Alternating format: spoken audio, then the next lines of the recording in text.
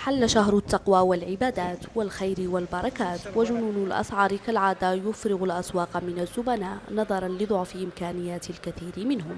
وكما يعرف الجميع أن لشهر رمضان احتياجاته وضرورياته وطقوسه، رغم ارتفاع العرض ورواج الأسواق من السلع بشتى أنواعها، إلا أن الطلب يبقى ضعيفا مقارنة بالعرض. كل شيء موجود الحمد لله، وكل شيء من الاستقبال كاين، كل شيء كاين الحمد لله، كل شيء موجود.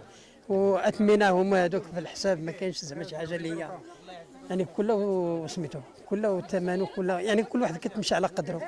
رغم ذلك فلشهر رمضان مكانة خاصة في تراث وتاريخ المسلمين، لأنهم يؤمنون أنه بداية الوحي، وأول ما نزل من القرآن على النبي محمد كان في ليلة القدر.